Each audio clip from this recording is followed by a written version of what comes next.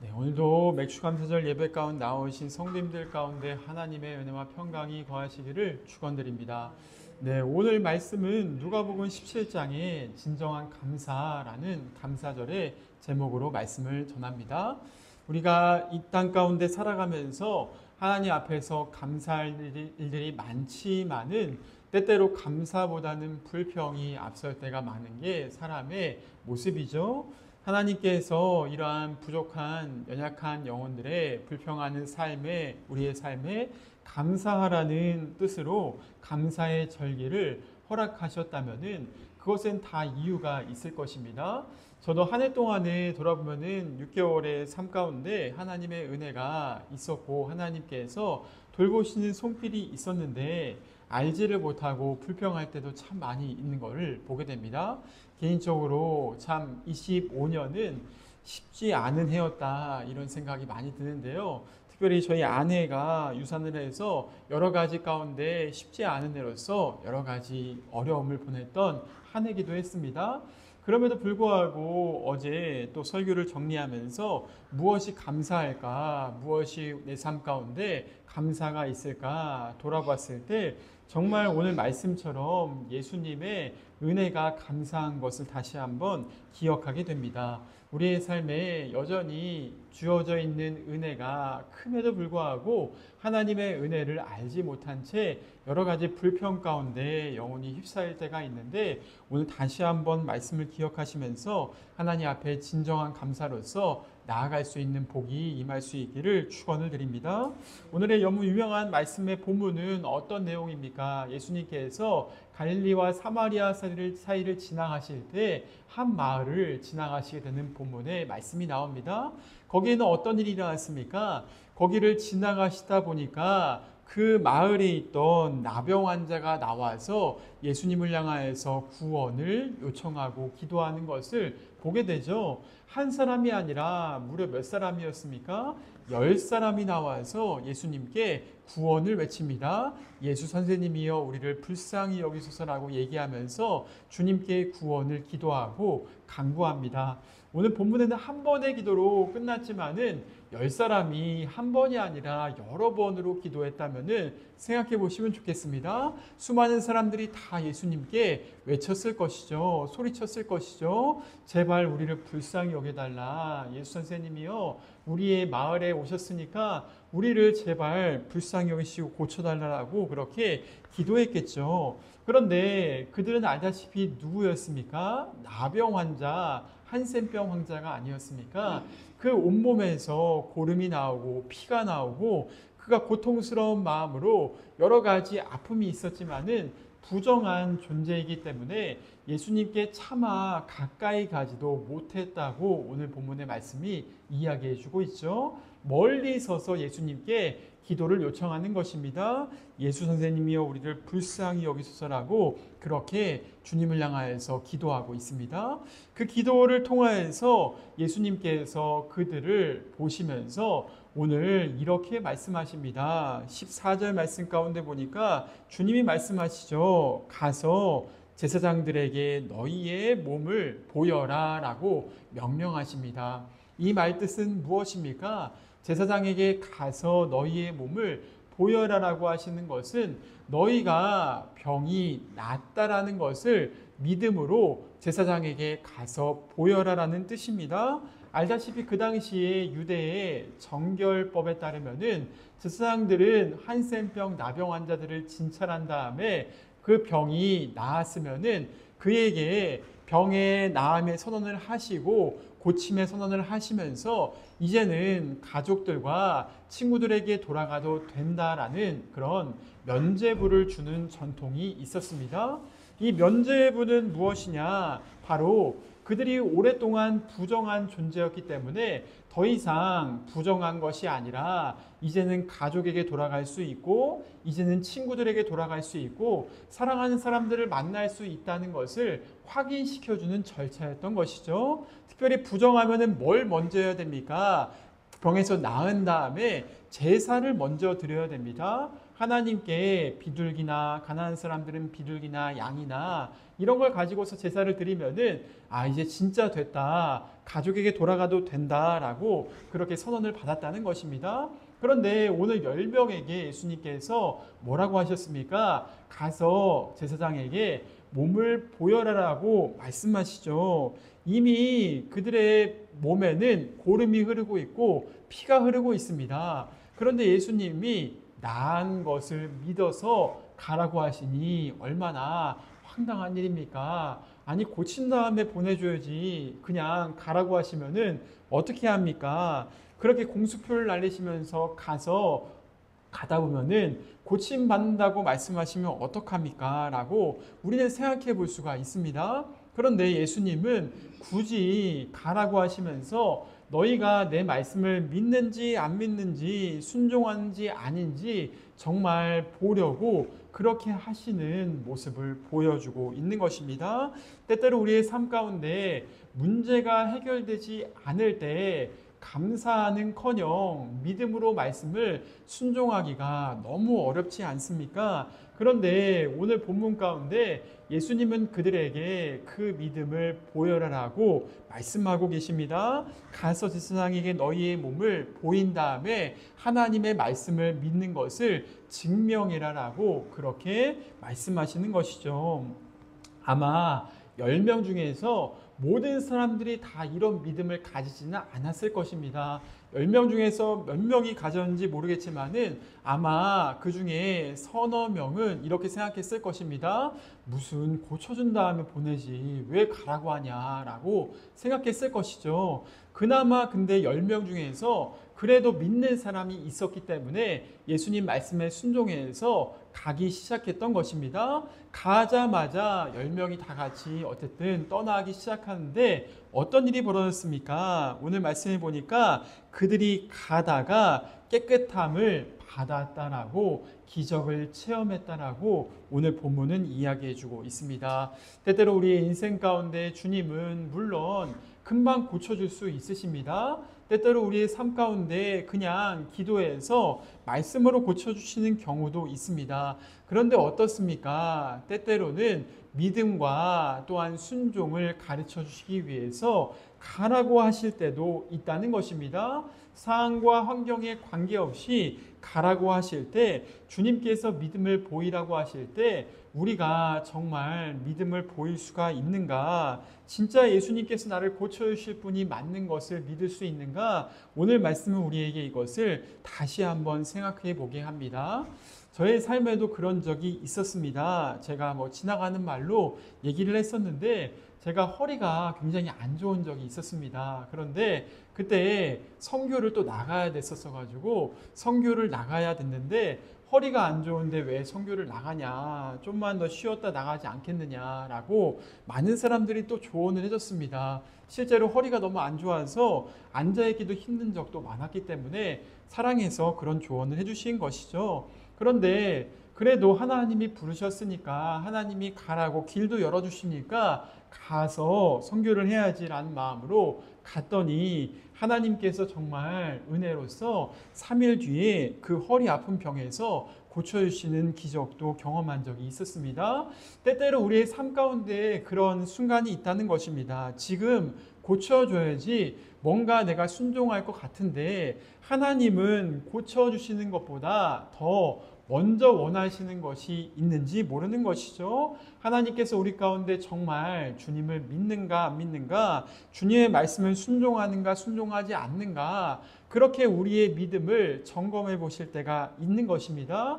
그럴 때 내가 아무것도 없을지라도 하나님이 정말, 예수님이 정말 나의 삶 가운데 하나님 말씀의 기적과 그 놀라운 구원을 베풀어 주시는 것을 경험하는 것이 너무나 필요하다. 그것을 통해서 오히려 병고침 받는 것보다 내 영혼이 불순종해서 순종하는 영혼으로 바뀔 수 있는 말씀의 변화가 일어날 수 있다는 것을 오늘 본문은 우리에게 일러주고 있습니다. 우리의 삶 가운데 하나님의 말씀 가운데 붙들릴 수 있는 하나님의 말씀의 은혜에 사로잡힐 수 있는 은혜가 임할 수 있기를 주님의 이름으로 축원을 드립니다. 그 중에서 10사람이 다 고침을 받았는데 오늘 말씀 가운데 특별한 감사를 한 사람이 등장합니다. 누구였습니까? 15절 말씀 가운데 이렇게 말하죠. 우리 함께 15절, 16절 두 절의 말씀 같이 읽어보겠습니다. 15절, 16절 시작. 그 중에 한 사람이 자기가 낳은 것을 보고 큰 소리로 하나님께 영광을 돌리며 돌아와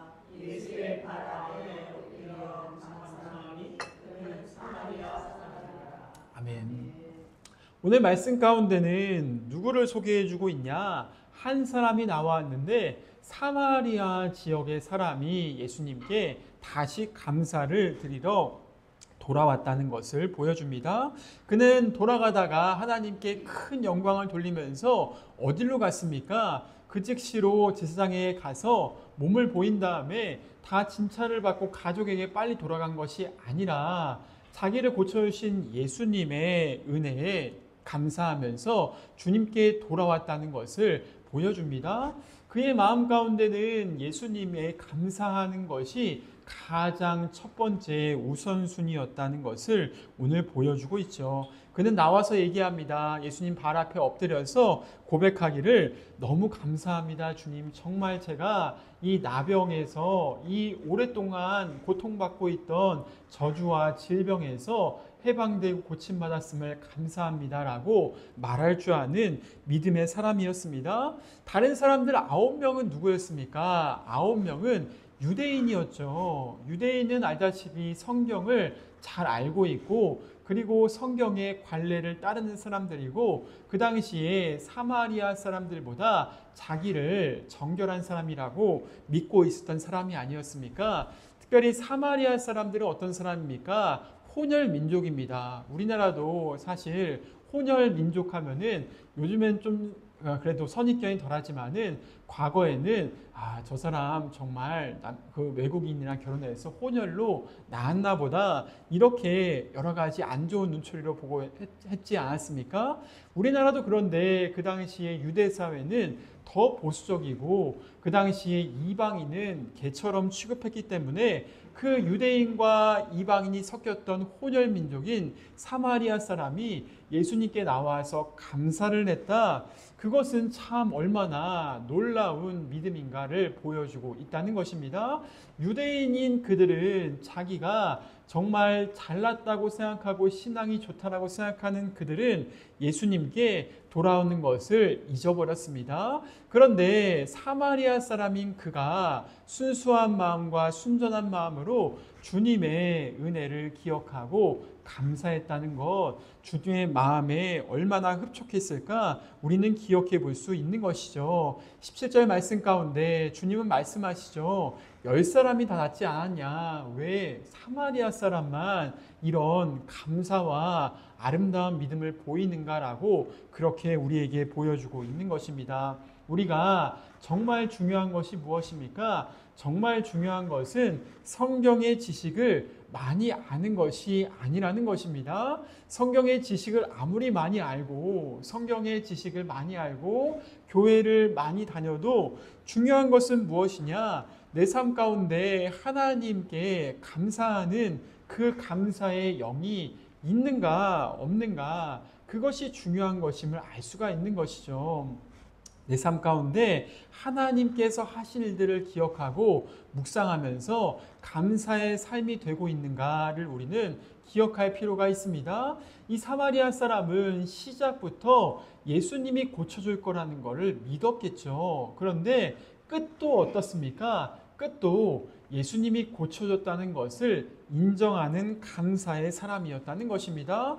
우리는 어려울 때 하나님이 날 도와주시면은 하나님께 감사하겠다라고 말하지만은 막상 어려운 일이 해결되면 어떻습니까? 하나님께 감사하기보다는 내가 어려움이 해결되어서 그 어려움이 해결된 다음에 평안을 누리고 내 삶을 잘 사는 것이 더 중요할 때가 많다는 것이죠. 9명의 사람들은 어땠습니까? 어려움이 해결된 다음에 예수님께 고침받은 다음에 곧장 하나님 앞에 감사하는 것보다는 자기 가족에게 빨리 돌아가는 것에 관심이 있었습니다. 그래서 예수님께 잠깐 돌아와서 감사하는 것보다 어땠습니까? 빨리 가서 빨리 정결례 끝나고 가족한테 돌아가야 되고 사랑하는 사람들 만나야 되고 자기의 문제를 해결하는 것에 급급했다는 것입니다.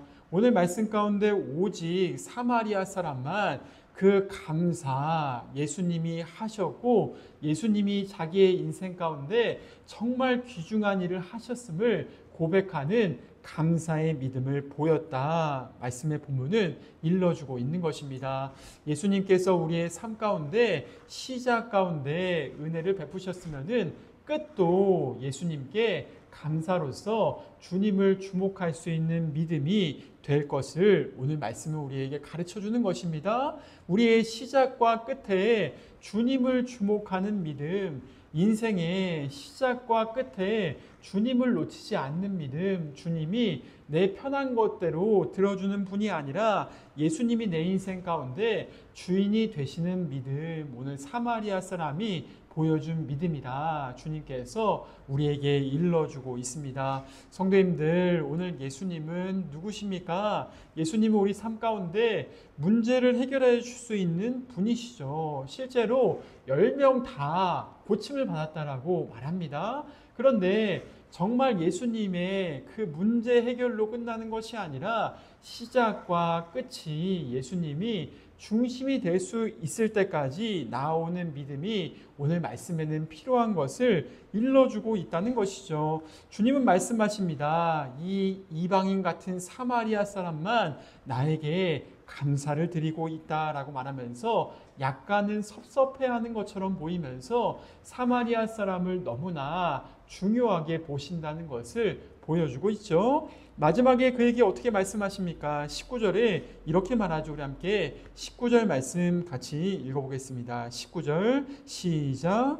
그에게 이르시되 일어나 가라. 아멘.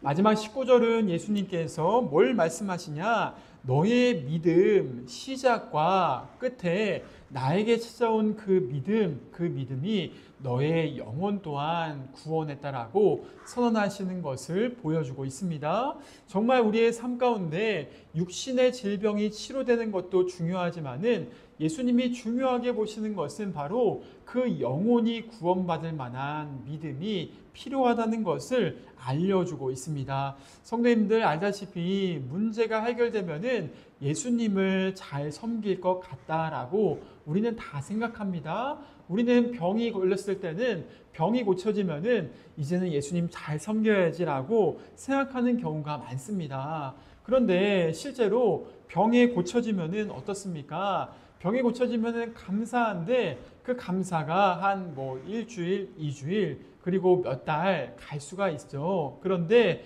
그 뒤에 다시 불평이 마음 가운데 올라오는 것은 왜이겠습니까? 우리의 마음 가운데 영혼 가운데 아직도 그 영혼의 질병이 죄의 질병이 해결되지 않았다는 것을 보여주고 있다는 것입니다.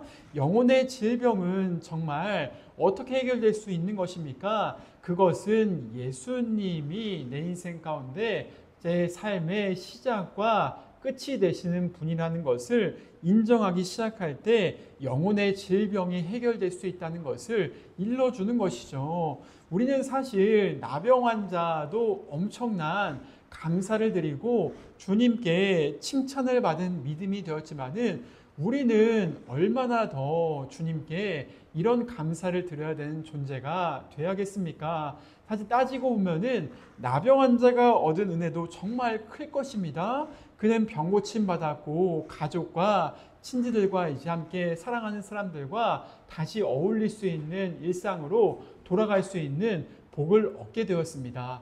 그런데 우리 예수 그리스도를 믿는 성도가 얻은 복은 뭡니까? 그것은 우리의 영혼의 질병과 나병을 해결하기 위해서 주님이 친히 우리의 죄를 담당하시고 십자가에서 죽으셨다는 사실을 믿는 사람이 아닙니까? 주님이 나병을 해결하기 위해서 이런 놀라우신 은혜를 베푸셨던 것과 비교도 안 될 정도로 영원히 치료받을 수 있는 복을 얻는 사람이 되었습니다. 그것은 공짜로 주어진 것이 아니라 예수님께서 오늘도 자기의 십자가에 달리시는 고통과 모든 십자가의 피를 쏟으시는 사랑을 통하여서 우리에게 주어지는 것이라 말해주고 있습니다. 누군가를 위해서 어떤 병을 고쳐주고 어떤 병수발을 해주고 사랑하는 것이 얼마나 큰 희생인지 아실 것입니다. 그것은 우리의 땀과 수고를 통하여서 다른 사람들을 돌보는 희생이 있습니다. 그런데 그게 아니라 어떠냐?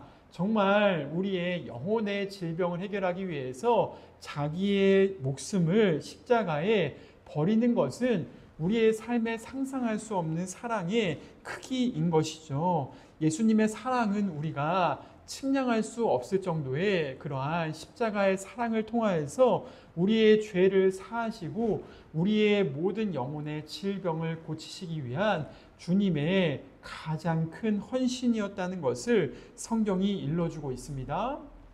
우리의 삶 가운데 이 예수님의 십자가의 사랑을 정말 마음 가운데 오늘도 생생하게 경험하고 알고 계십니까? 그 사랑을 우리가 알고 있으면은 나병 환자는 비교할 수 없는 감사가 마음 가운데 회복될 수 있다. 하나님께 영광을 돌리는 것이 너무나 자연스럽게 될 수 있다. 일러주는 것입니다. 성도님들 기억해 보시면 좋겠습니다. 예수님이 우리를 구원하시는 것이 어떻습니까? 그것은 얼마나 큰 우리의 삶에 대가 지불이 필요한지를 모르겠습니다. 사람들은 죄 용서받기 위해서 자기 자신이 대가를 지불해야 되기 위해 오늘도 얼마나 노력하는지 모르겠습니다. 얼마 전에 아내가 태어나서 세계 일주라는 프로그램을 보여줬었는데 거기에 기암 84라는 그 친구가 중국에 가서 오체 투지로 이렇게 그 여행길에 오르는 장면이 보였습니다. 오체 투지가 뭔지 다 아시죠? 이렇게 다 엎드려서 절하면서 자기가 한 걸음 두 걸음 걸어갈 때마다 자기의 몸을 이렇게 엎드려서 구원을 얻기 위해서 기도하는 장면이 아닙니까? 이런 불교의 순례길에 자기를 이렇게 던지는 행위가 얼마나 가상하고 그들에게 노력으로 다가온지 모르겠습니다. 저도 이제 인도에 있었을 때 그런 사람들 많지 않았습니까? 인도에서는 구원 얻으려면은 세상에 있는 걸 다 버리고 숲으로 들어가서 나체로 이렇게 수행하는 경우가 왕왕 있습니다. 한두 명이 아니라 몇십만 명이 그렇게 다 그렇게 수행을 하며 살아갑니다. 그러다가 1년에 한 번씩 절기 때는 겐지스 강에 모여가지고 그 사람들이 나체로 다 행진하면서 겐지스 강에서 너무 놀라시는데요. 목욕을 하는 장면들을 종종 보곤 합니다. 그런 장면을 보고 있으면은 그 사람들이 정말 마음에 어떤 저렇게 갈망이 있고 고통이 있길래 자기의 신들한테 그렇게 구원을 받기 위해서 저렇게까지 순례를 하고 목욕을 하나라는 생각이 들 수밖에 없습니다. 그렇게 자기의 죄를 용서받기 위해서 온갖 수행과 고행과 여러 가지 것들을 하는 그 사람들, 구원을 찾기 위해서 노력하는 사람들, 이 세상에 많은 사람들이 그렇게 있는 것이죠. 그런 사람뿐만이 아니라 알다시피 기독교라고 불리는 사람들 중에서도 구원을 받기 위해서 뭔가를 해야 된다고 생각하는 사람이 있다는 것입니다. 얼마 전에 한 분과 교제하는 시간이 있었는데 그분이 아이를 자기도 유사한 경험이 있어 이렇게 나눠줬었습니다. 그분이 이제 아이가 7개월 만에 태어났는데 일주일이 안 돼서 유산이 아니죠. 사실은 태아가 죽은 것이죠. 그러고 나서 목사님이 이제 예배를 드려주고 천국에 아이가 있다 이렇게 말씀하셨었는데 그게 이제 믿어지지가 않으니까 정말 나도 그 아이 보려고 천국에 가야겠다 생각하시면서 얼마나 그때부터 예배를 열심히 드리기 시작했고 봉사를 열심히 하고 헌금을 열심히 하기 시작했는지를 그분이 자기의 이야기를 들려주셨습니다. 그런데 어느 순간에 그게 아니라 예수님의 십자가의 사랑을 깨닫고 나니까 자기의 인생 가운데 그러한 노력이나 고통이 멈추고 하나님의 평강이 마음에 들어왔다. 다시 한번 우리 아내와 저에게 나눠주셨었는데요. 어쨌든 자기의 노력과 힘으로써 구원을 얻으려는 그러한 발버둥이 우리의 삶 가운데 있을 수 있다는 것이죠. 중요한 건 뭡니까? 중요한 건 오늘 나병 환자들이 자기의 힘과 노력으로 구원을 받은 게 아니었다는 것입니다. 그들은 예수님께 나와서 그 은혜의 주님, 긍휼의 주님께 기도했습니다. 기도하기를 예수 선생님이시여 우리를 불쌍히 여기소서라고 그렇게 기도한 것입니다. 그리고 믿음으로 그분의 말씀을 믿음으로 그냥 나아갔던 것뿐입니다. 마찬가지로 구원이라는 것도 동일하다는 것이죠. 예수님께서 우리의 죄와 저주와 질병과 영혼의 고통을 십자가에서 다 짊어지시면서 우리를 위해 말씀하시는 것입니다. 너가 그것을 붙잡고서 믿음으로 서 있으면은 내 삶 가운데 십자가의 구원이 이루어질 것이다 라고 약속하시는 것입니다. 그러한 믿음으로 예수님의 십자가를 바라보는 사람은 오늘도 이 땅을 살아가면서 하나님이 주시는 평강과 하나님의 사랑과 은혜 가운데 그 영혼의 질병이 치유받을 수 있다는 것입니다. 감사하지 못하는 이유는 무엇입니까? 감사하지 못하는 이유는 내 자신이 원하는 것이 있기 때문에 죄의 욕망이 충족되지 않았기 때문에 감사하지 못하는 것입니다. 나의 삶 가운데 내가 원하는 것들이 이기심과 욕심이 이루어지지 않을 때 사람은 비교하게 되고 감사를 잃어버리게 되는 것이죠. 그런데 우리를 위해서 십자가에 죽으신 우리의 죄 때문에 자기의 몸을 버리신 예수님을 주목하기 시작할 때 마음의 이 죄의 질병이 치유가 되고 우리의 삶의 처음과 끝이신 예수님을 주목하게 되면서 감사가 회복될 수 있다. 오늘 맥주감사절 예배 가운데 주님은 우리에게 다시 한번 이 말씀을 기억하라 말씀하고 계시는 것입니다. 성도님들의 삶 가운데 오늘 감사가 회복되셨습니까? 내 인생 가운데 정말 감사가 회복될 수 있는 은혜가 열릴 수 있기를 주님의 이름으로 축원을 드립니다. 우리가 십자가의 은혜를 붙잡을 때 세상 것들이 아니라 세상의 어떤 많은 것들이 아니라 정말 주님이 주시는 그 십자가의 은혜를 주목하기 시작할 때 주님의 사랑은 우리의 영혼을 감쌀 것이고 오늘도 내 인생에 필요로 하는 것들의 그것들 때문에가 아니라 하나님이 주시는 그 놀라운 사랑이 우리의 삶을 치료할 것입니다. 그리고 믿음으로 그 십자가를 주목하고 걷는 사람은 정말로 주님의 말씀 가운데 걸어가는 사람은 하나님의 기적과 치유 또한 경험할 수 있음을 오늘 주님은 우리에게 일러주고 계십니다. 오늘 이 십자가에 죽으신 예수님을 다시 한번 묵상하시면서 마음 가운데 중심에 모시시면서 그분과 함께 은혜를 구하시고 하나님의 사랑에 붙들리시고 한 주간도 감사 가운데 살아갈 수 있는 성도님들의 복된 삶이 될 수 있기를 간절히 소원합니다.